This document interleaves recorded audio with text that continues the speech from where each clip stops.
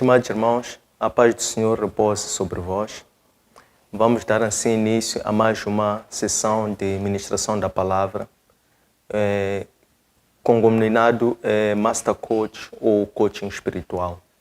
Esta rúbrica tem como intuito ser um momento, uma assembleia na qual nós fazemos a partilha da palavra, pois a própria palavra de Deus testifica que a palavra deve, em primeiro plano, ser digerida em privado, quando, por intermédio da reflexão ou meditação sobre as Escrituras Sagradas, o Espírito, por intermédio da própria palavra, faz a revelação para o discípulo.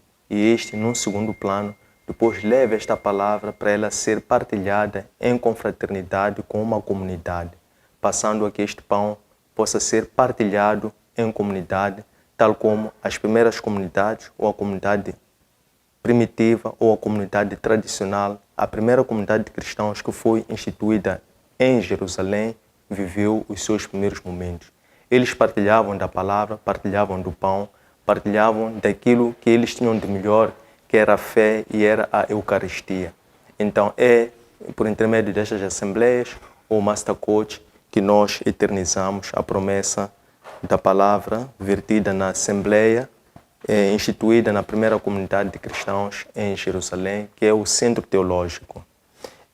Para o dia 2, temos como proposta tema a preparação para a missão cristã, que tem como fundamento o Evangelho de Atos dos Apóstolos, ou melhor, o livro de Atos dos Apóstolos no Novo Testamento, que é o quinto livro do Novo Testamento após os 4 primeiros Evangelhos.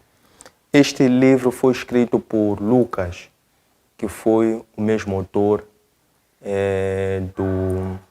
do terceiro Evangelho, Evangelho de Lucas. E esta aula vai ter 4 partes. A primeira parte vai ser as últimas instruções de Jesus antes da sua ascensão aos céus, que ele transmitiu para os seus discípulos. A segunda parte vai ser a comunidade dos discípulos em Jerusalém, que foi a forma como se materializou a instituição da primeira comunidade dos cristãos em Jerusalém, dando seguimento às instruções que Cristo haveria dado aos seus discípulos, que era a primeira parte. A terceira parte é Pentecostes, ou a oferta do Espírito. Aqui vamos compreender como é que ocorreu a manifestação de Pentecostes. O que era Pentecostes no Antigo Testamento, o que passa a ser Pentecostes daqui em diante, com a manifestação, a celebração de Pentecostes, em que houve a descida do Espírito Santo para com os apóstolos, e eles passassem a ser testemunhas vivas de tudo aquilo que tinham visto, ouvido e presenciado. E por fim, a quarta e última parte vai ser o discurso de Pedro, em que ele estava a esclarecer aquelas comunidades, aqueles transeuntes que passavam por ali e que estavam assombrados por aquilo que estava a acontecer. Em termos de trecho do texto bíblico, isto vai ser no livro de Atos dos Apóstolos, capítulo 1, versículo 1 a capítulo 2, versículo 47. Na última sessão, nós meditamos sobre o livro de Lucas, e o foco, o objeto da nossa meditação foi sobre paixão e ressurreição de Cristo. O relato de paixão e ressurreição de Cristo na ótica do Evangelho de Lucas dá-se desde a entrada de Cristo em Jerusalém, quando este é recebido em pompa pelos seus discípulos, que, deixando cair as capas, celebravam e gritavam, louvavam a ele, recebendo como o rei. E depois, então, vai até ao momento em que ele, após ter entrado em Jerusalém, ter manifestado um quanto humano através daquele choro de angústia, procedeu à destruição e reconstrução do templo, e depois, indo mais adiante, os últimos instantes que eternizam na narrativa de Lucas a paixão e a ressurreição de Cristo é marcado pelos seguintes episódios. O primeiro deles foi quando Cristo instrui 2 dos seus discípulos, no caso Pedro e João, para que eles fossem à frente e preparassem o local que iria celebrar a última Páscoa. E depois, porque este local ou a forma de preparação não incidia na parte logística sobre os elementos para a materialização da Páscoa, mas sim naquela narrativa era a identificação do local. E no caso, de acordo com a instrução de Cristo, era que eles fossem preparar este local, que o sinal seria a entrada da cidade, encontrariam alguém com um cântaro de água. Era só seguirem os passos dessa pessoa, a casa onde essa pessoa iria se dirigir. Lá teriam que falar com o dono da casa e perguntá-lo aonde é que o mestre haveria de passar a última refeição com os seus discípulos.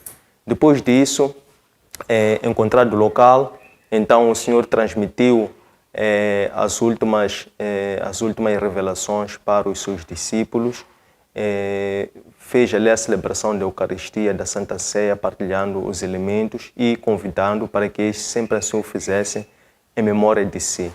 Depois anunciou que daqueles haveria ali uma mão que haveria de o entregar. Depois de seguida foi quando ele dirige-se para o Monte das Oliveiras, juntamente com seus discípulos, tendo-os deixado e aconselhado para que eles permanecessem a orar e a vigiar. Ele depois deu passos mais ousados e isolou-se e foi fez aquela oração da angústia, iniciando com os seguintes termos: Pai, se possível, afaste de mim este cálice, contudo seja feita a sua vontade.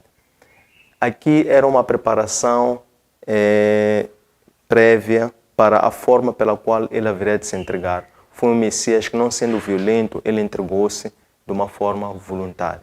E depois disso vimos os atos finais, que foi a forma como ele foi julgado, primeiro pelos membros do Sinédrio, depois por Pilatos, Herodes, Pilatos, até que finalmente ele recebeu como condenação, foi posto a coroa, carregou a sua cruz, foi até Gólgota, e depois manifestaram-se os atos finais, até que houve a consumação final, e depois, no dia seguinte, os seus discípulos foram testemunhar a sua ressurreição, quando a discípula dos discípulos, que é Maria, precipitando-se foi à frente, testificando que já não se encontrava ali o corpo de Cristo, voltou e foi testemunhar isso aos discípulos, e estes foram pessoalmente para lá, e assim também foram confirmar que já lá não se encontrava a repousar o corpo.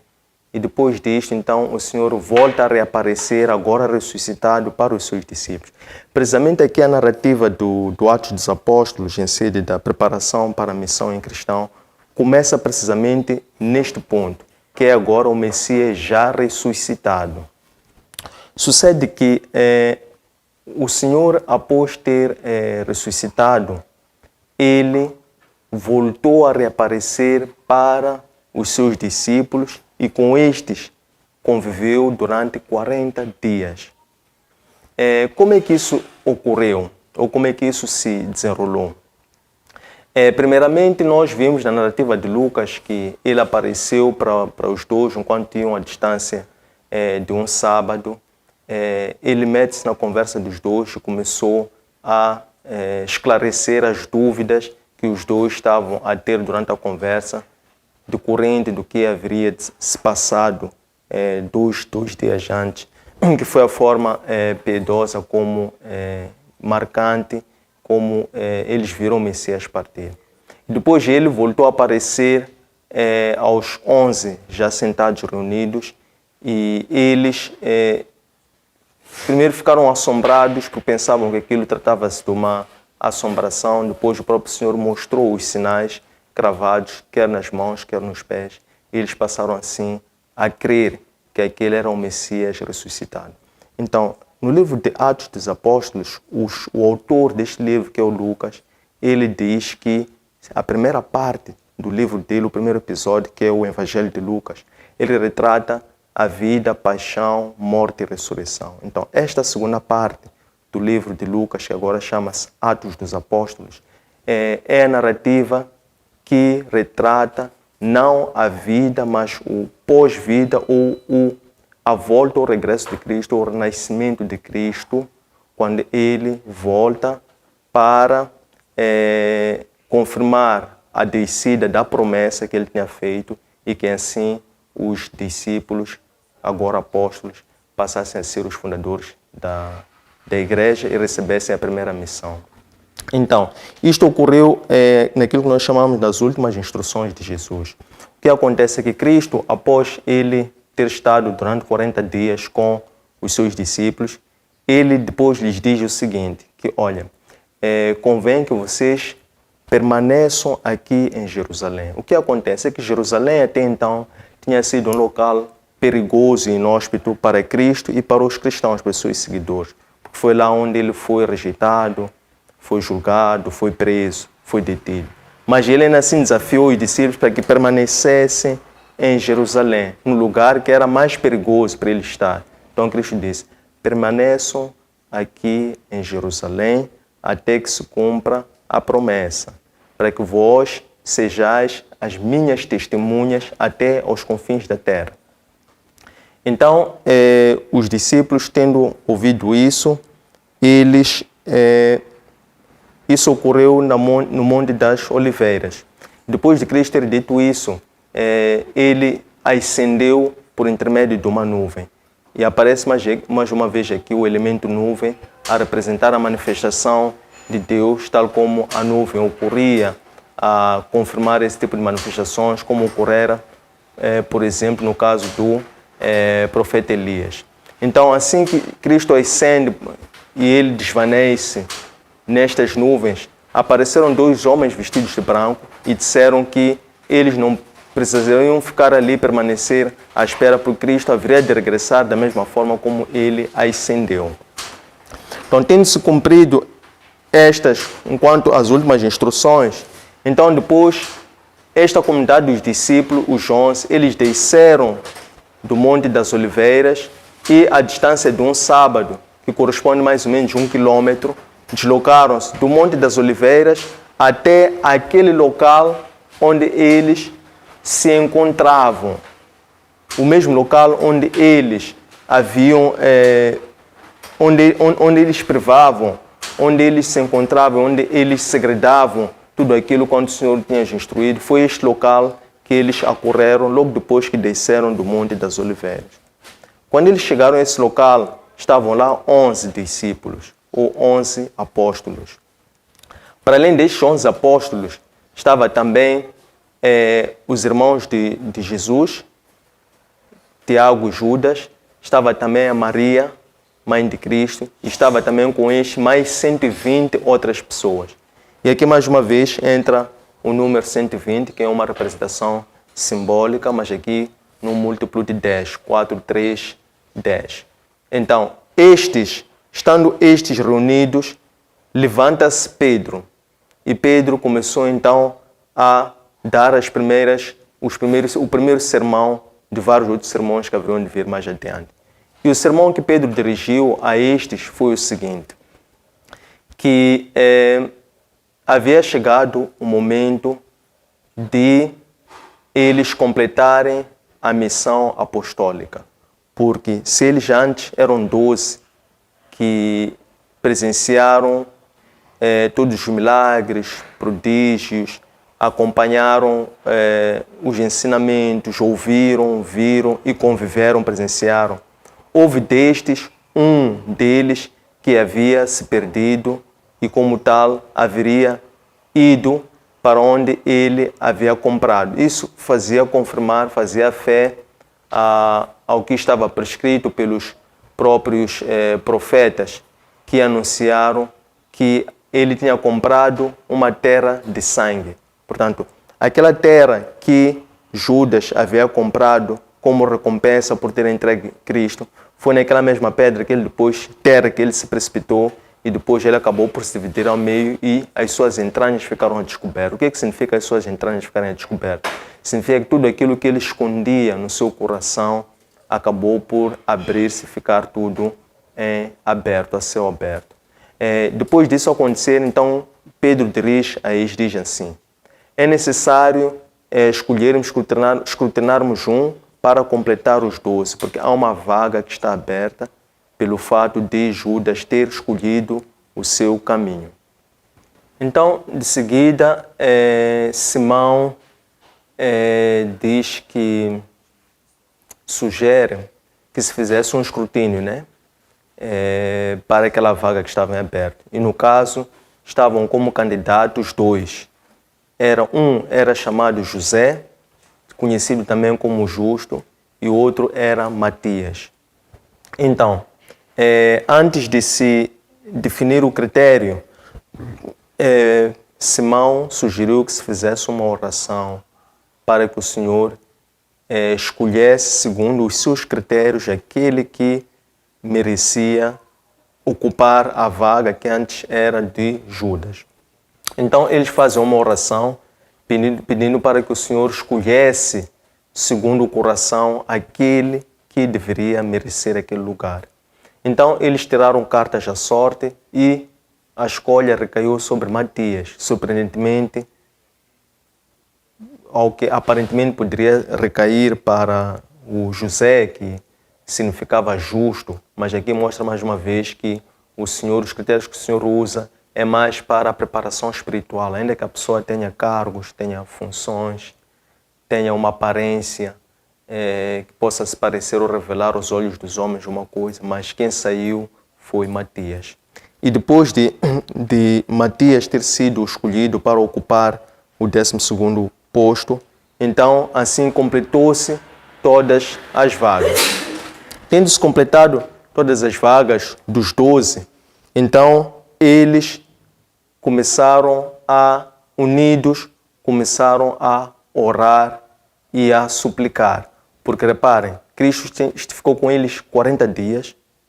Depois desses 40 dias, Cristo parte e diz que eles tinham que permanecer em Jerusalém à espera da descida do Espírito Santo. E eles, de seguida, o primeiro ato que fizeram foi de reunidos, dizerem que tinham que escolher um para que se completassem as vagas, porque havia uma vaga que estava em aberto. Pois eles escolhem esse, completam, estão a decorrer os dias seguintes que eles estavam à espera da descida do Espírito Santo. Então, eles unidos no mesmo espírito, em oração, em súplica,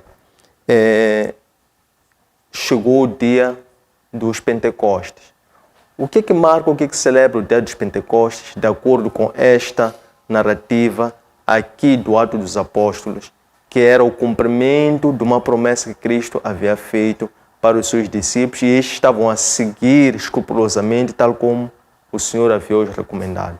É que eles ali unidos em Pentecostes, houve de repente 3 eventos extraordinários. O primeiro é que houve uma rajada de vento, né? Ressoou um som, um estrondo por alto, que foi um forte vento, que aquele som adentrou pela casa onde é que eles estavam reunidos, e que aquele som foi tão estrondoso que como se estivesse a ocupar todos os compartimentos. Este foi o primeiro sinal, o evento extraordinário. O segundo sinal, o evento extraordinário, foi que começou a descer dos céus vários fogos em forma de línguas. Essas línguas começaram a dividir-se entre si e a repartirem-se, e elas começaram a descair sobre os que estavam ali presentes. E o terceiro e último sinal foi que, em resultado disso, eles começaram a profetizar, cumprindo-se o que estava prescrito também pelos profetas, que diziam que chegaria o tempo em que os escolhidos haveriam de profetizar. Isto é, jovens teriam visões e os velhos teriam sonhos. E as pessoas haveriam de profetizar. Então, havendo cumprido este terceiro sinal, foi quando eles começaram a falar em línguas. Estavam ali alguns transeuntes, algumas pessoas que viviam lá. E eles começaram a dizer, mas que língua é essa que esses galileus estão a falar? Como é que esses galileus conseguem falar outras línguas que são nossas, que nós conseguimos perceber o que é que eles estão a querer dizer? Então, certamente que eles devem estar cheios de vinho doce, como que a quererem dizer ou a sugerir que eles estavam embriagados. Quando eles dizem isso, quando eles sugerem, eles que estão a passar por ali, sugerem ou afirmam que, eventualmente, estes galileus, o fato de estarem a conseguir falar língua estrangeira não é porque isto seja intencional, mas é resultante de embriaguez. Então, Pedro, ouvindo isso, ele levanta-se. E levanta-se e profere um segundo discurso. Mas esse segundo discurso de Pedro é agora virado para estas pessoas e toda aquela comunidade que estava ali a assistir e a presenciar aqueles atos. Então, aqui Pedro começou a testemunhar a verdade.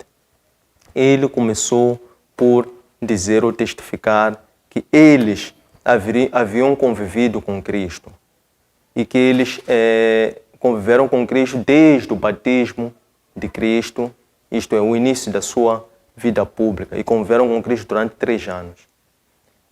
Eles, durante esses 3 anos, assistiram muitos sinais miraculosos, muitos prodígios, e conviveram com ele, e com ele comungaram.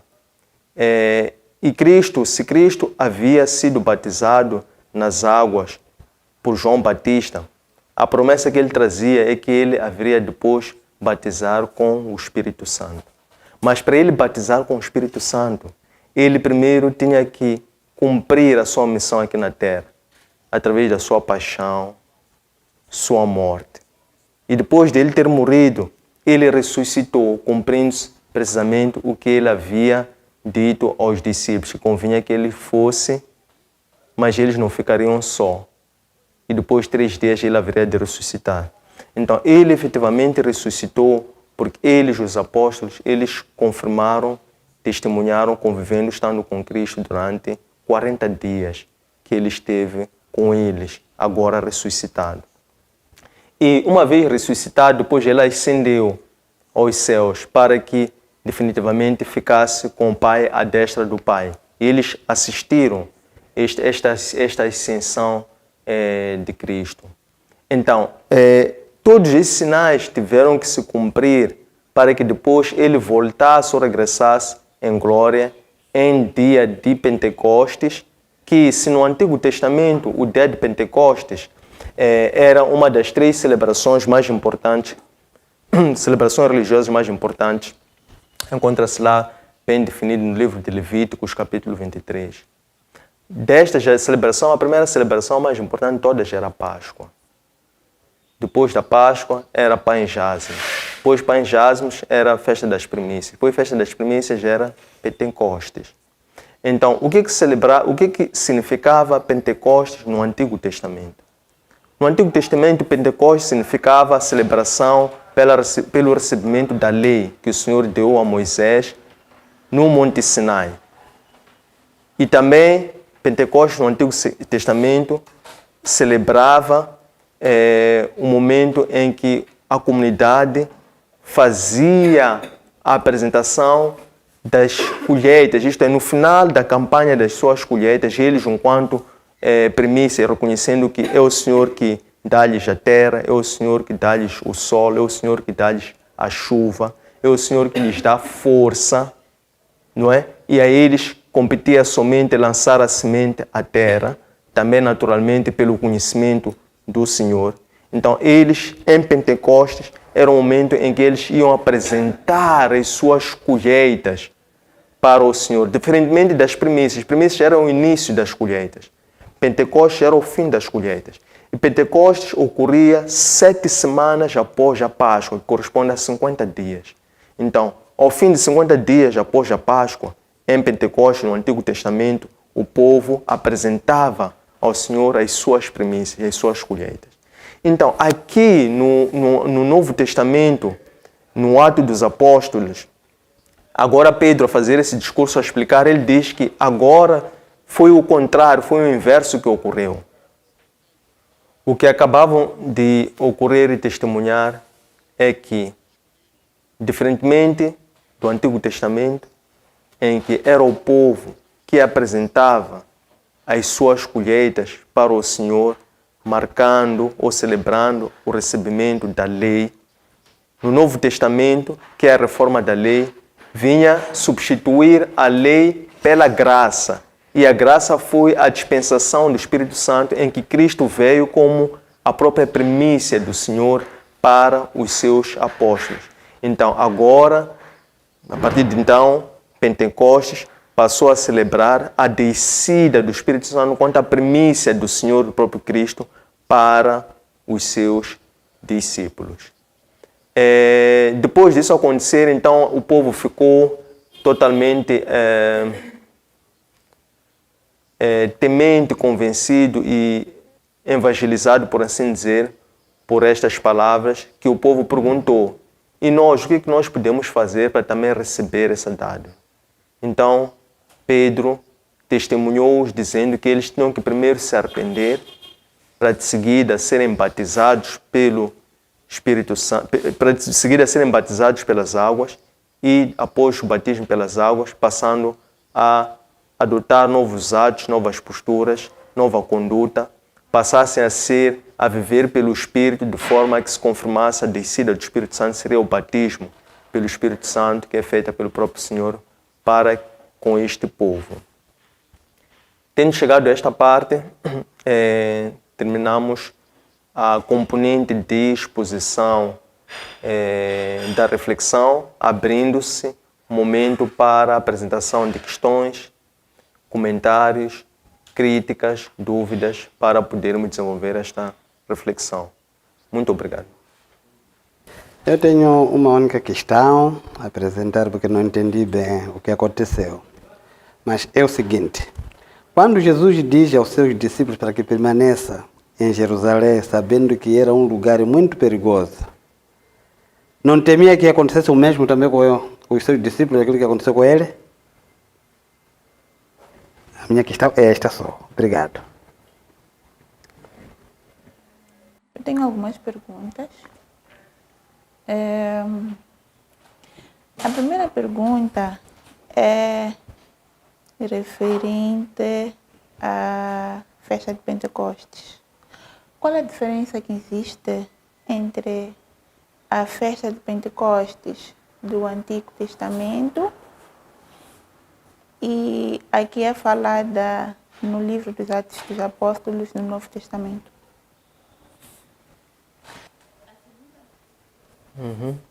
A segunda pergunta é: qual era o objetivo da descida do Espírito Santo no dia de Pentecostes?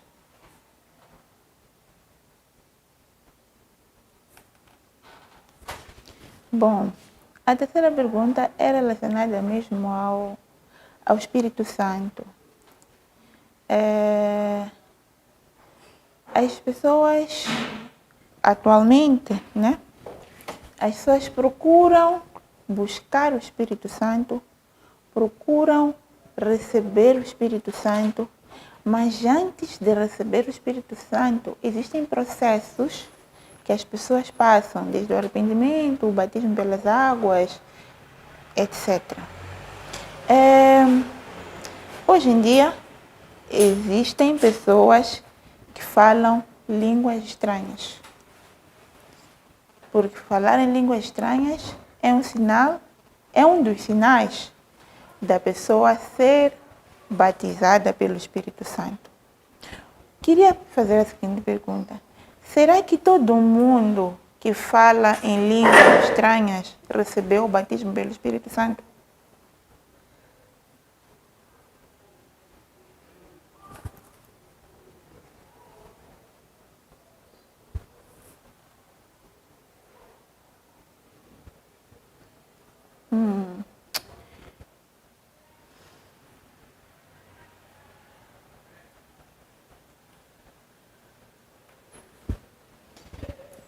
Qual é o principal sinal de ter recebido o batismo pelo Espírito Santo?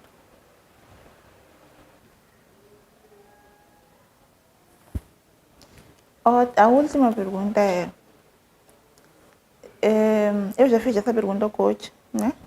Mas acredito que muitas pessoas também têm essa dúvida. As pessoas são batizadas pelo Espírito Santo, pelas águas, pelo Espírito Santo e pelo fogo. Que diferença existe entre ser batizada ou batizado pelo Espírito Santo e receber o batismo pelo fogo? Porque o batismo pelo fogo sucede do batismo pelo Espírito Santo. Pode informar. Minha questão é sobre Espírito Santo. Eu pude perceber na aula de hoje que os apóstolos receberam o Espírito Santo, estiveram reunidos todos ali depois, à exceção de Cristo, né? Receberam o Espírito Santo. Então eu gostaria de perceber como é que se recebe o Espírito Santo nos dias de hoje.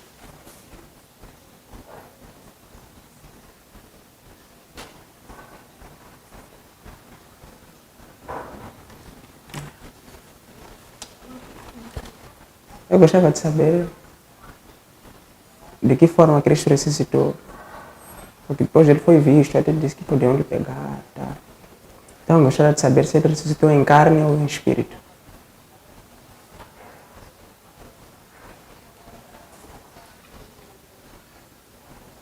Obrigado. Durante a apresentação da aula de hoje, eu percebi uma parte em que Cristo encontrou dois das quais tinham dúvidas sobre a sua ressurreição. Que tinham dúvidas sobre Cristo, desculpa.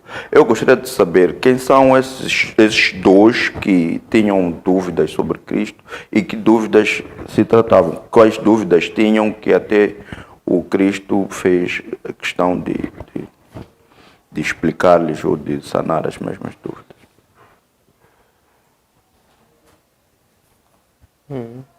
Qual é a missão apostólica que Pedro anunciava para que se completasse? Porque o primeiro sermão dele é que disse que tinha que se completar para completar-se a missão apóstola, não é? É a missão apostólica. Sim. Ele disse que tinham que completar a missão apostólica. Eu gostaria de saber qual é essa missão que ele dizia que deveriam completar. Falou-se também de 3 sinais que ocorreram na sala em que eles se encontravam. Eu gostaria de saber qual é o significado desses 3 sinais. E também sobre línguas. Já havia-se falado, em algum momento eu já li na construção da Torre de Babel, que eles também começaram a falar línguas. Eu gostaria de saber qual é a diferença de línguas faladas na Torre de Babel e nas línguas faladas na festa de Pentecostes, quando começaram as outras pessoas a falarem em outras línguas. Eu gostaria de perceber qual é a diferença desses 2 eventos, desses sinais miraculosos. As últimas instruções de Cristo foram deixadas só aos apóstolos ou foram deixadas ao mundo todo? E também em jeito de se calhar, explicar um bocadinho quais foram as últimas instruções que Cristo deixou à terra e aos 12 apóstolos, ao mundo, nós como cristãos, como seguidores de Cristo, e quais foram os que ele deixou aos 12, aos 11, porque o Judas havia escolhido já o seu caminho. Será que escolher o 12º apóstolo, o seguidor de Cristo, foi uma instrução do Espírito Santo ou a última instrução do Cristo? Foi o Espírito Santo é que tocou os 11 a procurarem, ou foi uma das últimas instruções de Cristo? Peço para repetir, desculpa. A escolha do 12º apóstolo foi a instrução do Espírito Santo ou uma das últimas instruções de Cristo? Ok.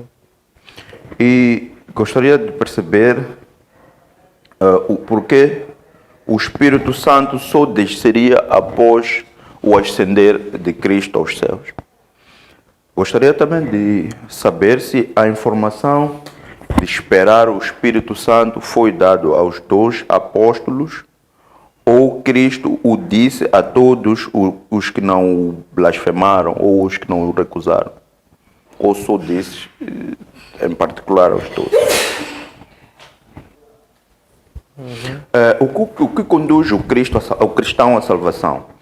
É o Espírito Santo ou é o corpo de Cristo como um sacrifício agradável ao próprio Deus? Sim, eu gostava de saber o que significa Espírito Santo. E também, Jesus Cristo colocou 12 apóstolos. E o que acontece? Após a sua exceção já tinham sobrado 11. E que depois eles preocuparam-se em procurar mais um para se tornarem-se 12. E me parece que era tão importante que eles fossem 12. Então, a minha questão é, a missão deles não continuariam sendo 11? E depois de eles terem sido 12, quer dizer que eles deviam continuar mantendo-se 12 até os dias de hoje? E depois deles terem talvez perdido a vida, esses 12, não existiriam mais apóstolos?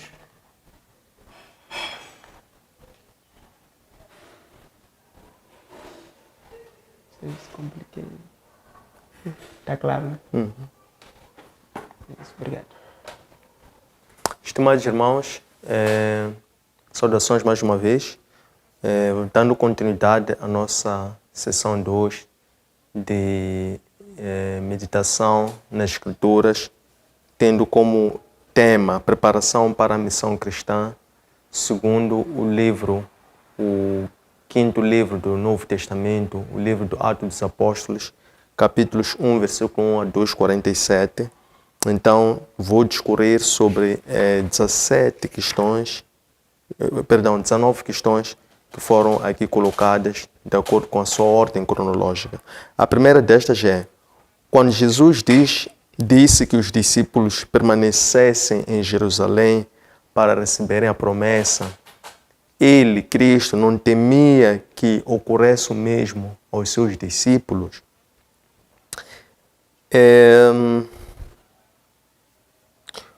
O que acontece? Jerusalém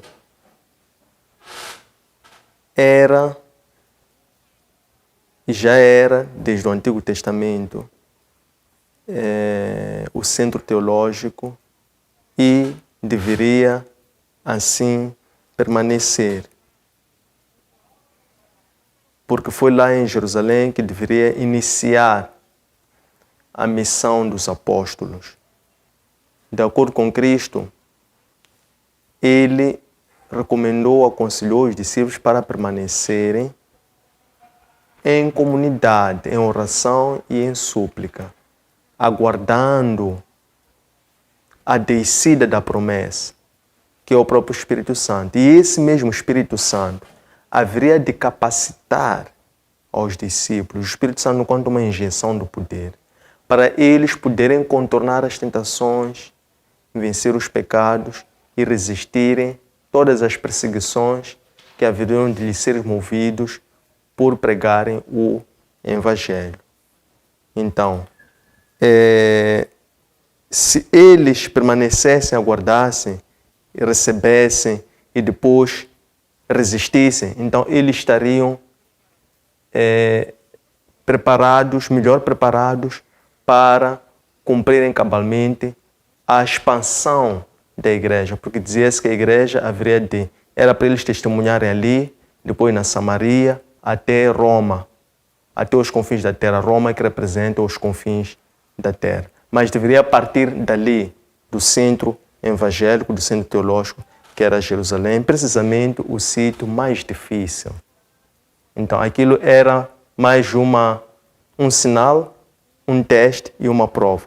É assim que mesmo o próprio Cristo, quando recebeu o Espírito Santo, de seguida o próprio Espírito levou-lhe até ao deserto, para ele poder ser provado, para ele poder ser tentado e ele poder resistir. Ele resistiu e conseguiu resistir porque ele estava acompanhado do próprio Espírito Santo. Então era isto que tinha que acontecer com os discípulos. Qual é a diferença que existe entre a festa de Pentecostes no Antigo e no livro de Atos? No Antigo Testamento, de acordo com o livro de Levíticos, existiam 4 celebrações mais importantes dos judeus. A primeira destas era a Páscoa. Páscoa representava a celebração pela libertação da escravidão. A segunda celebração era a festa de pães jázimos.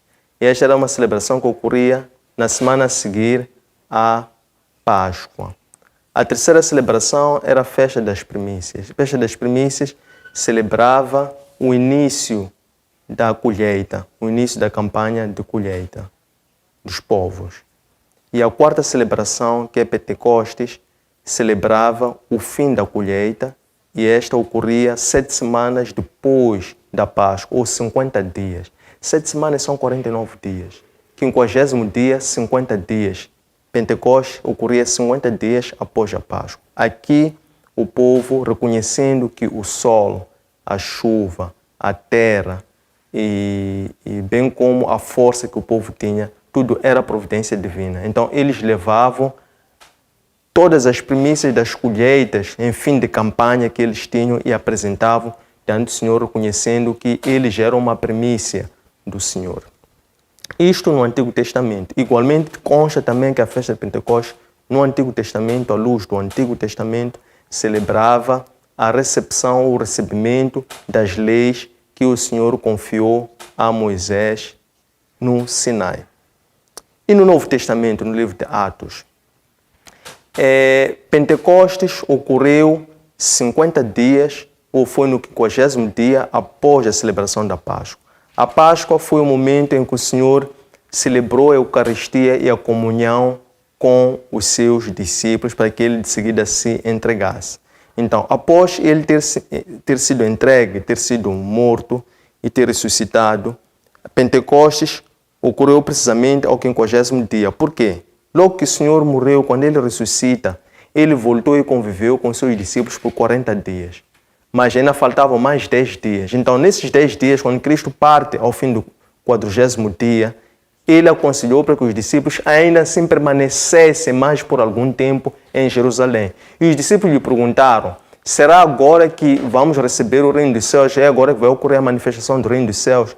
Então o Cristo respondeu: a vós não vos compete saber quando. Vocês devem então somente esperar e aguardar. Enquanto aguardam, fiquem em oração, em súplica, fiquem em comunidade. Então, enquanto eles ficaram em comunidade, em súplica, quando eles recebem as últimas instruções no Monte das Oliveiras, descem para aquele mesmo local onde eles costumavam reunir-se e permaneceram lá em comunidade. Os 11, mais a Maria, mãe de Cristo, mais os irmãos de Cristo, mais 120. Estes ficaram ali em comunidade, unidos pela mesma fé, pelo mesmo Espírito, a aguardarem a descida da promessa. A promessa que era quem? Que era o Cristo, para que se completasse todas as etapas, tal força que eles passassem a ser testemunhos da verdade. Mas é importante notar que o primeiro testemunho da verdade foi o próprio Cristo, porque ele veio para testemunhar tudo que o Pai lhe dizia. Então, para os discípulos tornarem-se apóstolos, antes eram apenas discípulos, para eles se tornarem apóstolos, que são testemunhos da verdade, eles tinham que ver tudo a cumprir-se. O que tinha que se cumprir? Tinha que se cumprir o tempo de vida pública de Cristo que eles presenciaram, acompanharam, viram, ouviram e vivenciaram. Tinha que Cristo morrer, tinha que Cristo ressuscitar e voltar para eles, dar as últimas instruções e depois partir para que, em ocasião da celebração de festa de Pentecostes, houvesse a descida do prometido. E assim, a partir dali, completavam-se todos os sinais e eles passavam a ser apóstolos, não mais discípulos. Então, no livro do Atos, festa de Pentecostes, é a reforma, é a substituição da lei pela graça. Porque no Antigo Testamento era a lei que dizia que era a celebração do recebimento da lei por parte de Moisés no Sinai.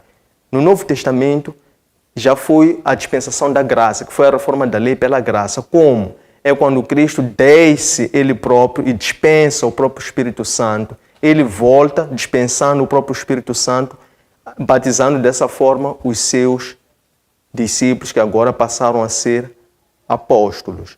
Então, se no Antigo Testamento, em festa de Pentecostes, era o povo que apresentava a sua primícia da sua colheita para Deus, em ser do Novo Testamento, no livro de Atos dos Apóstolos, festa de Pentecostes celebrou o sentido inverso, que é Cristo que se derrama para os seus, Ele sendo a primícia do Pai para os seus discípulos. Então foi o sentido inverso. O primeiro caso foi a lei, o segundo caso foi a graça. Qual era o objetivo da descida do Espírito Santo no dia de Pentecostes? Conforme adentei um pouco mais, aqui no dia de Pentecostes, a descida do Espírito Santo era para que os apóstolos agora estivessem capacitados para serem os testemunhos da verdade, para testemunhar em Cristo ressuscitado. Porque até então eles ainda não tinham um testemunho completo, não tinham vivenciado todos os fatos e, mais importante do que isso, ainda não tinham recebido o Espírito Santo. Então, o objetivo da descida do Espírito Santo era para que eles testemunhassem todas as etapas, isto é, vivessem toda a teologia e presenciassem toda a escatologia, para que depois, com o recebimento do Espírito Santo, passassem eles já a serem os testemunhos dessa mesma verdade. 4. Será que todo mundo que fala em língua estrangeira recebeu o batismo pelo Espírito Santo? Um ponto interessante, importante por destacar aqui é o significado das línguas que estavam a ser manifestas, faladas no evento da festa de Pentecostes. No evento da festa de Pentecostes, aquilo foi uma manifestação em que os 12, agora já eram em número de 12, os 12 que eram naturais da Galileia. Lá na Galileia, a língua deles era aramaico, era completamente diferente da língua que era falada ali em Jerusalém. O fato deles estarem a falar em línguas, no sentido de línguas, para o caso deles, que eram de Galileu, estarem a falar línguas estrangeiras naquele ponto que eles se encontravam, naquela geografia que era Jerusalém, era precisamente para que se cumprisse este sinal, que vou explicar de seguida.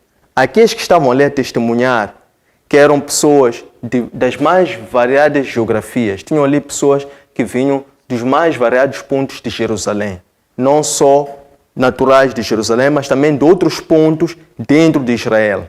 Então, aqueles que ouviram, passaram e testificaram, testemunharam ouvindo, aqueles a manifestarem este dom de línguas, a falarem várias línguas.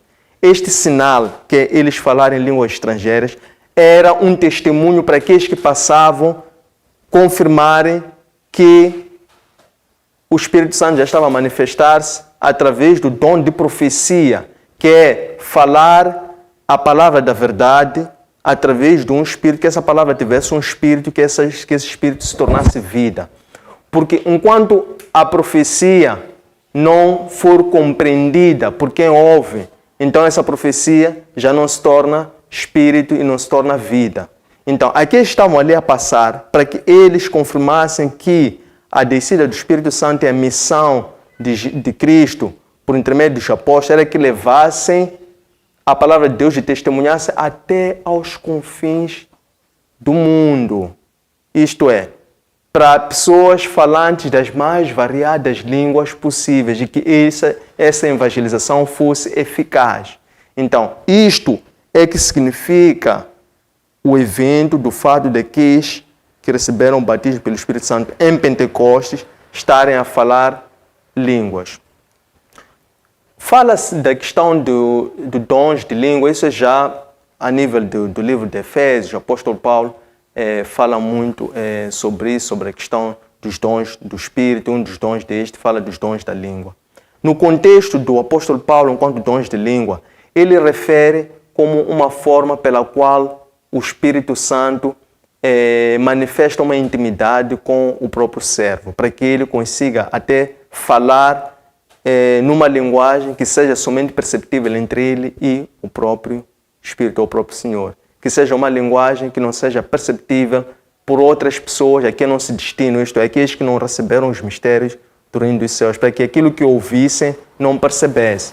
Então, a linguagem estrangeira, a linguagem, o dom de língua, enquanto um dos dons do Espírito Santo, de acordo com o apóstolo Paulo, serve para testificar a intimidade entre Cristo e os seus discípulos, através de uma linguagem que seja tão somente perceptível, é uma linguagem espiritual, é uma linguagem dos anjos, seja perceptível entre o Espírito que opera nas pessoas, nos servos e o próprio Deus, e que fosse entendido somente entre as pessoas que estivessem pelo mesmo Espírito. Quinta questão. Qual é o principal sinal de ter recebido o batismo pelo Espírito Santo? O principal sinal do recebimento do batismo pelo Espírito Santo podemos fazer um alinhamento com este evento da festa de Pentecostes, né? No evento de festa de Pentecostes, o Senhor disse que os discípulos permanecessem em Jerusalém para que ocorresse a descida do prometido. Então, o Espírito Santo, ele representa uma injeção de poder. Quem recebe o Espírito Santo adquire um poder. Um poder para quê? Um poder para testemunhar a Cristo por via do Evangelho, isto é, um poder para anunciar a boa nova, que é o Evangelho, e também um poder para apresentar ou falar sobre Cristo enquanto o mistério dos planos de Deus. Com efeito, este trabalho, esta atividade de pregação do anúncio do Evangelho, quer seja enquanto um pastor, enquanto um evangelista, enquanto um profeta, ou enquanto um apóstolo, ele por si suscita perseguições, porque o mundo não vai recebê-los, porque eles, enquanto vão para o mundo, é para eles irem para o mundo como cordeiros, sabendo que estarão no meio de lobos. O que acontece é que o mundo não recebe bem, tal como os cristãos já eram perseguidos desde então. O próprio Paulo, Saulo, ele perseguia cristãos, mas quando ele recebe o batismo pelo Espírito Santo, é ele que é perseguido. Então, o que acontece? O Espírito Santo é esta injeção de poder que dá autonomia de pregar o Evangelho, de defender o Evangelho como um advogado, no meio de tantas opressões, rejeições, perseguições, e também, por fim, o poder de contornar as tentações e vencer o pecado. Então, esses são os sinais de ter recebido o batismo pelo Espírito Santo. Quando a pessoa recebe o batismo pelo Espírito Santo, a pessoa salta, isto é, tem sede de sair e pregar o Evangelho. Se quisermos fazer um paralelismo com a questão do esvaziamento espiritual, nós costumamos dizer que, no caso do Moisés, quando ele teve a teofania no Monte Sinai, ele não sabia que estava numa terra sagrada. Então ele, inocente, quis dar passos para ver de perto aquele fenômeno estranho, aquele evento extraordinário. Então teve que um anjo advertir a Moisés que Moisés estava ali no local sagrado, para que ele não agisse como um ímpio, como um nécio, e ele passasse a ter a consciência de que ele ali deveria se esvaziar e que ele ali estava mais para ouvir e para receber e não levar preconceitos, levar dúvidas, muito menos levar para aquele local as suas ansiedades. Então, este Espírito Santo que atuou no caso de Moisés, que manifesta-se na forma de um testemunho de recepção deste mesmo Espírito, dá-nos essa habilidade de forma recorrente nos esvaziarmos espiritualmente para podermos ser uma ressonância daquilo que o Espírito nos revela, como se fosse um espelho, um raio de luz. Então, passamos a ser como que porta-vozes, agindo pelo Espírito, não agindo pela carne. Então, este aqui é as características e a forma como quem foi batizado pelo Espírito Santo anda. Isto é uma pessoa que não só vive no Espírito, mas também anda pelo Espírito. Então, quem anda pelo Espírito não anda pelos seus próprios pés. Anda guiado pelo Espírito Santo. O Espírito Santo conduz essa pessoa. Quando a pessoa anda pelo Espírito, é o Espírito Santo que conduz essa pessoa para locais. Para quê? Cumprir missão. Então, é uma pessoa que guia-se por uma missão. Qual é essa missão? Pregar o Evangelho e a Cristo enquanto mistério do Reino de Deus, ciente das tentações, das perseguições, das lutas, das guerras que terá, mas apoiando-se nesse mesmo Espírito que vai lhe dar o poder para contornar as tentações, vencer o pecado e receber o galardão maior, que é ser glorificado por ter suportado o fardo e a cruz de sofrer perseguições pelo nome do Senhor. Que diferença existe em ser batizado pelo Espírito Santo e pelo fogo? A diferença pode ser em termos de momentos. Então, o batismo pelo Espírito Santo ocorre pela descida deste Espírito Santo, em que a pessoa nasce para o Espírito e passa não só a viver pelo Espírito, mas também a andar pelo Espírito. De seguida, o batismo pelo fogo são todas as tentações, múltiplas tentações que o servo, agora batizado pelo Espírito Santo, vai enfrentar. Isto é, ninguém pode ser batizado pelo fogo se não for primeiro batizado pelo Espírito Santo. Quando a pessoa é batizada pelo Espírito Santo, então é o próprio Espírito que lhe conduz para vários desertos, várias tentações, várias perseguições, várias missões, para que essa pessoa possa ir quebrar altares. O que vai ser quebrar altares, entre aspas, nesse sentido? Vai ser a pessoa contornar as tentações, levar esse bom ânimo e a confiança de que não vai só. Vai com o Espírito e movido pelo Espírito cumprir uma missão. Que é a missão do quê? Que é a missão de pregar o Evangelho até os confins da terra, ciente de todas as adversidades que existirão, mas confiante que o Senhor, tendo o Senhor vencido, Ele também é vencedor. Então, o batismo pelo Espírito Santo ocorre antes do batismo pelo fogo. E o batismo pelo fogo ocorre ao longo de toda uma vida que o cristão vai permear a peregrinação do cristão logo após ter recebido o batismo pelo Espírito Santo. Quantas vezes e quais foram os batismos pelo fogo que Cristo passou? Foram vários. Desde que ele recebeu o batismo pelo Espírito Santo no Jordão. O primeiro batismo pelo fogo que ele teve foi quando ele foi conduzido pelo Espírito para o deserto, foi tentado pelo deserto. Aquilo foi o início. Aquilo era uma síntese do que haveria de vir mais adiante, porque ele foi tentado 3 vezes quando terminou a sua vigília, o tempo que ele esteve no deserto, foram 40 dias, 40 noites. Então, o batismo pelo fogo que ele passou foram todos os eventos que ele resistiu desde que foi batizado pelo Espírito Santo até ao último suspiro. Como é que se recebe o Espírito Santo nos dias de hoje? Aqui em festa de Pentecostes, em algum momento, quando Cristo deu as últimas instruções e disse que os discípulos permanecessem ali em Jerusalém, eles de seguida lhe perguntaram, estará para breve a chegada do reino dos céus? Então Cristo lhe respondeu, não compete a vós saber quando é que isso vai ocorrer. Vocês devem então somente aguardar em oração e em súplica o cumprimento deste sinal.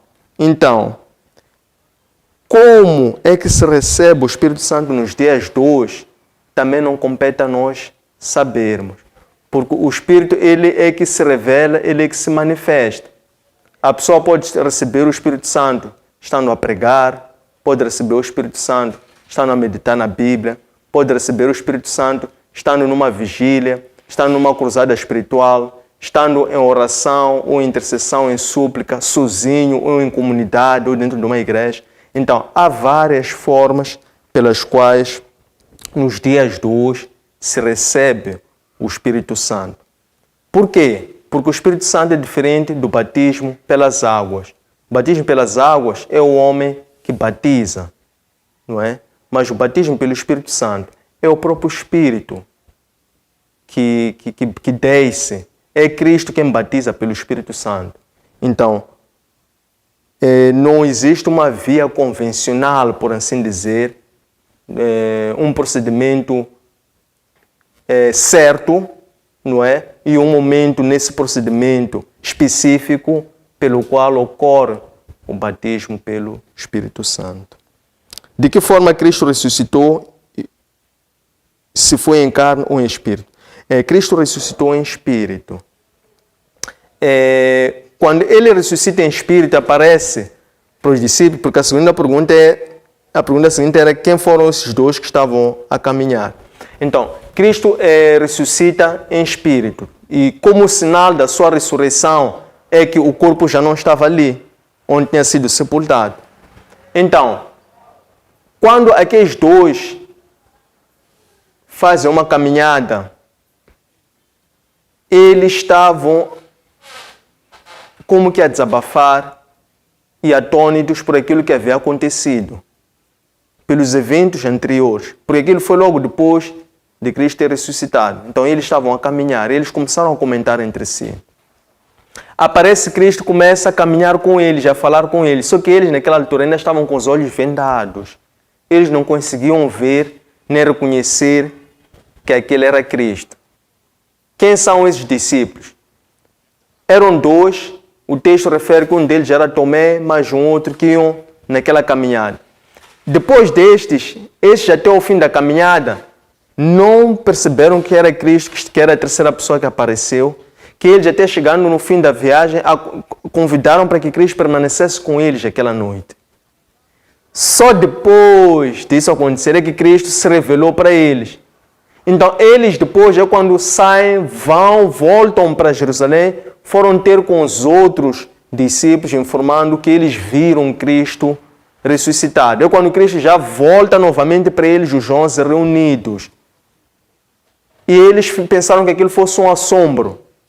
É quando Cristo mostrou-lhes os sinais da carne, do corpo, que testificavam que aquele Espírito que eles viam era Cristo ressuscitado naquele corpo que permaneceu após ter sido crucificado na cruz de Gólgota. Então, eles realmente viram, tocaram, confirmaram e comprovaram que aquele era Cristo. Então, Cristo ainda assim permaneceu com eles durante 40 dias. Ele já ressuscitado. Então, em espírito, os dois são esses. As dúvidas que eles tinham é que eles estavam atônitos como é que tudo aquilo aconteceu. Onde é que está o Cristo? Onde é que se cumprem esses sinais que ele dizia que haveria de voltar em glória? Então, ele só partiu. Onde é que está? Eles estavam a sentir-se abandonados. Por um lado, tristes com o que aconteceu, mas por outro lado, abandonados porque estavam esperançosos que ele regressasse para que se confirmassem todos os sinais. Mas eles ainda não viam todos os sinais se cumprirem. A dúvida que eles tinham era essa. E Cristo veio para confirmar tudo aquilo, evocando as antigas escrituras, o Antigo Testamento e tudo aquilo que ele tinha ensinado a estes seus discípulos, enquanto com eles conviveu. Qual é a missão apostólica que os 11 tinham? Qual é a missão apostólica que os 11 tinham, que reuniu em número para completar? Então, a missão que os 11 tinham era para que eles fossem testemunhas, para que eles testemunhassem a verdade. Testemunhassem a verdade, para que testemunhassem o Evangelho, para que eles pregassem a palavra e testemunhassem sobre Cristo. Cristo enquanto o quê? Cristo enquanto ressuscitado. Não para testemunharem o Cristo passado, o Cristo anterior, o Cristo que viveu com eles, mas testemunharam o Cristo agora ressuscitado. E este que ressuscitou, agora Cristo ressuscitado, foi aquele Cristo que antes viveu com eles, que eles viram, ouviram, presenciaram e depois morreu e ressuscitou. Então eles iam testemunhar Cristo ressuscitado, enquanto pleno cumprimento de todos os sinais e Cristo agora como um mistério do plano de Deus. Qual é o significado dos 3 sinais de Pentecostes? Foram 3. O primeiro foi o vento ou uma rajada. Vento ou rajada é sinal de Deus, é sinal da revelação ou manifestação de Deus. O segundo sinal foi o fogo, que foi aquele fogo que descia em forma de língua. Depois essas línguas se subdiviam e repousavam sobre eles. Então o fogo, mais uma vez, também é a revelação e a manifestação de Deus. E o terceiro sinal, que foi quando eles começam a falar em línguas. Isto é, quando eles começam a profetizar, cumprindo-se o que estava prescrito no Antigo Testamento, que naquele evento, jovens teriam visões, idosos teriam sonhos, e os outros transeuntes haveriam de profetizar. Qual é a diferença das línguas faladas na Torre de Babel e das línguas faladas em Pentecostes? Na Torre de Babel, o evento que manifestou-se é que o homem pretendia chegar até ao Senhor, queria chegar até Deus por intermédio de uma torre muito alta que fosse ser construída, e aquele fosse o meio pelo qual haveria de haver a religação entre o homem e Deus, porque o homem já estava a sofrer os efeitos, os impactos da queda. Então o homem queria, por si próprio, pelos seus próprios meios, chegar ao Senhor erguendo a Torre de Babel. Estando numa terra estrangeira, as línguas que eles falavam ali, articulavam, eram distintas, diferenciadas.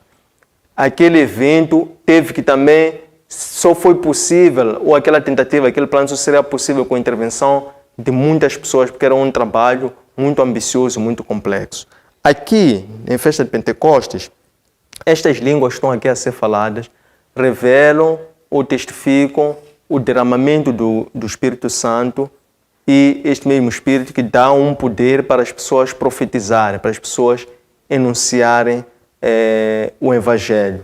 E este Evangelho ser perceptível pelas pessoas que o ouvem, ao ponto das pessoas aceitarem, que foi aquele grupo dos 3.000, também outro número simbólico, que após Pedro ter começado a dar aquele sermão, a dar aquele discurso, a proferir o discurso, a explicar que aqueles não estavam embriagados, aqueles estavam a manifestar a descida do próprio Espírito sobre eles.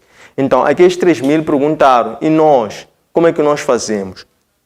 Então, esta língua que estava aqui a ser falada era a confirmação do que Cristo tinha dito, que eles deveriam permanecer para que eles recebessem o Espírito Santo, de forma que eles passassem a ser testemunhas da verdade até aos confins da terra. Lá nos confins da terra haveriam de encontrar pessoas de outras tribos, com outras culturas, de outras linguagens. Então, esta manifestação das línguas foi mesmo a confirmação de que o anúncio do Evangelho por aqueles haveria de chegar até os confins da terra e haveria de ser perceptível noutras línguas que localmente seriam mais faladas. As últimas instruções de Cristo foram transmitidas aos apóstolos ao mundo todo. Essas últimas instruções foram transmitidas aos apóstolos, porque isto ocorreu no Monte das Oliveiras. Foi no Monte das Oliveiras que ele deu essas últimas instruções e depois ele ascendeu e começou a desaparecer numa nuvem. Então estavam lá os 11. Depois esses 11 desceram de lá, foram para Jerusalém, a distância de 1 quilômetro, até aquele ponto onde eles habitualmente se concentravam. E lá, quando se concentraram, é que apareceu também algumas mulheres, menciona-se o caso da Maria, e estavam também 2 irmãos de Cristo, estavam também mais 120 pessoas. Mas onde ele deu as últimas instruções, no Monte das Oliveiras, foi aos discípulos. A escolha de 120 foi instrução do Espírito Santo ou das últimas instruções, a escolha do 12º discípulo foi instrução do Espírito Santo ou uma das últimas instruções de Cristo? A escolha foi por instrução do Espírito Santo, isto é, eles estavam a preparar, eram os eventos preparatórios para Pentecostes. Cristo parte e diz que eles tinham que permanecer em oração, em súplica e em comunidade, unidos. Então, eles ali unidos, depois de virem do Monte das Oliveiras, eles preocuparam-se em preencher as 12 vagas pelo fato de haver uma vaga que estava desocupada por Judas, que escolheu outro destino, que levou-lhe até a terra de sangue. Então, quando eles, dentre os tantos potenciais candidatos, eles tiveram que escolher daqueles candidatos quais eram aqueles que testemunharam todos os atos desde o batismo de Cristo. E destes haviam 2 candidatos: José, conhecido como Justo, e Matias. Então, eles, para não fazer uma escolha segundo os seus próprios critérios, eles próprios fizeram uma oração para o Senhor, a pedirem que fosse o próprio Senhor a escolher o 12º que iria ocupar a vaga que estava em aberto, pois somente o Senhor é que conhecia o coração daqueles. E a escolha não caiu para o justo, porque o justo era uma aparência exterior, porque eles pediram que o Senhor escolhesse segundo o coração. A escolha caiu sobre Matias, confirmando-se assim que Matias é quem estava espiritualmente preparado para assumir aquela missão dos apóstolos. A instrução que esperassem pelo Espírito Santo foi só dirigida aos 2 discípulos ou aos vários? Essa instrução foi dirigida aos 11, na altura estavam 11. O que conduz o cristão à salvação? O Espírito Santo ou um sacrifício agradável a Deus? O que conduz um cristão à salvação é o Espírito Santo, porque por sua vez é o Espírito Santo que nos capacita que nós próprios sejamos um sacrifício agradável ao Senhor. A questão de sacrifício agradável ao Senhor é uma questão de sacerdócio, é uma questão de ser um porta-voz e poder apresentar-se por intercessão de todos os membros de uma igreja. Então, enquanto um sacerdote, ou filho de Levi, ou um levita, que tem uma função de agir como um sacerdote de Cristo, é representação de todos os outros. Então, este ato em si, ele, à luz de Cristo, do Evangelho de Cristo, já não é como no Antigo Testamento, que era por via de sangue quente e animal morto, mas é sim fazendo-se um sacrifício agradável. Quando Cristo vai para Jerusalém para purificar o templo, destruir e reconstruir o templo, ele institui para que os seus discípulos permanecessem no templo em adoração e em louvor. Este ato dos discípulos prevalecerem em oração, em adoração e em louvor, é eles fazerem-se primícias do Senhor, eles fazerem-se, eles próprios, a sua própria vida, um sacrifício para o Senhor, um sacrifício que seja agradável para o Senhor.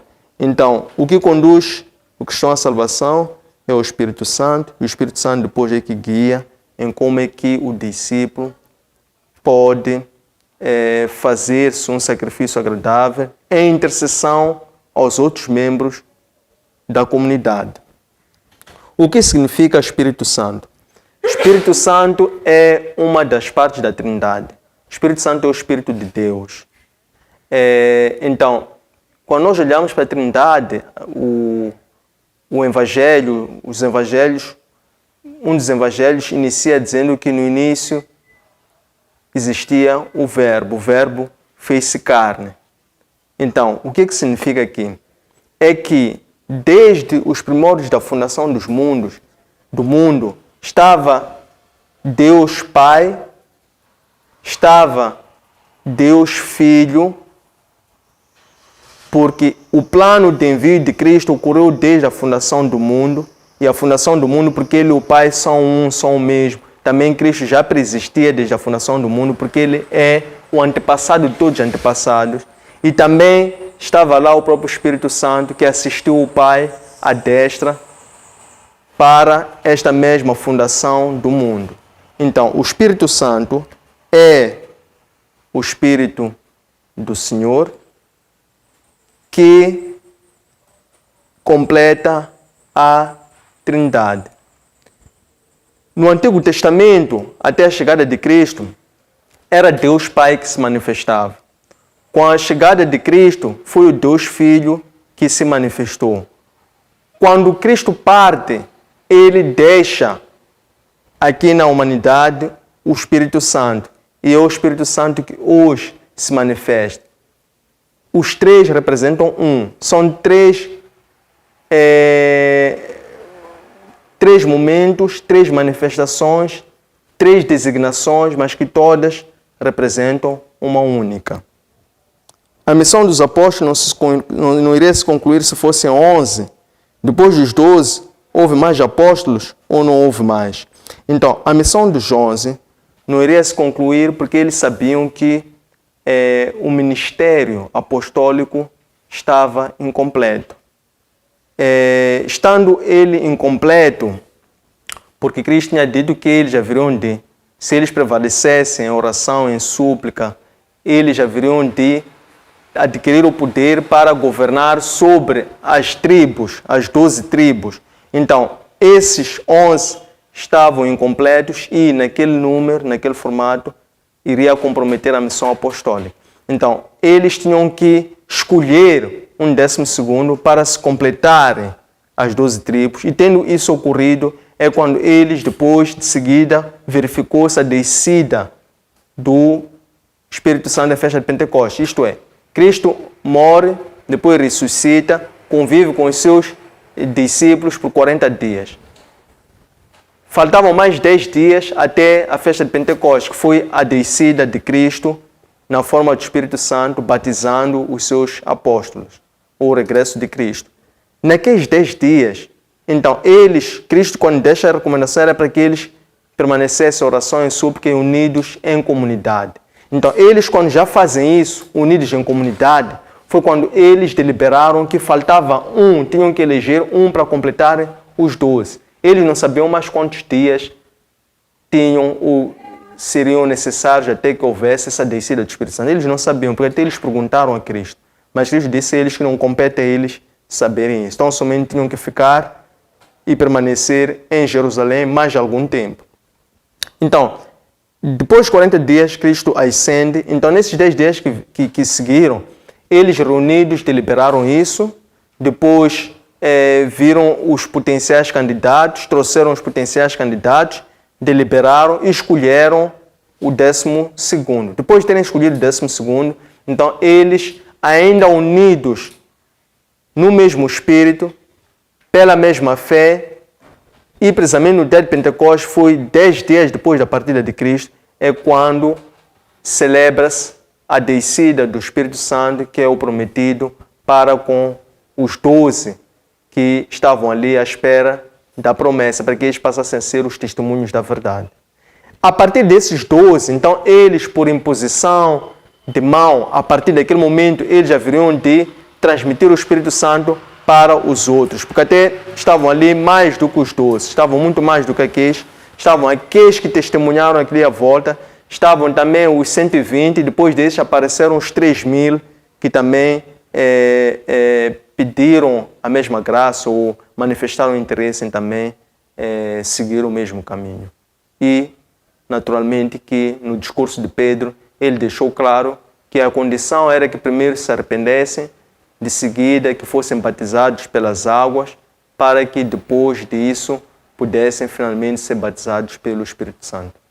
Estas lições encontram disponíveis na nossa plataforma Facebook, Antônio Sene-Oficial, YouTube, Antônio Sene-LDA e no nosso aplicativo Elo App. Um abraço de luz e até breve.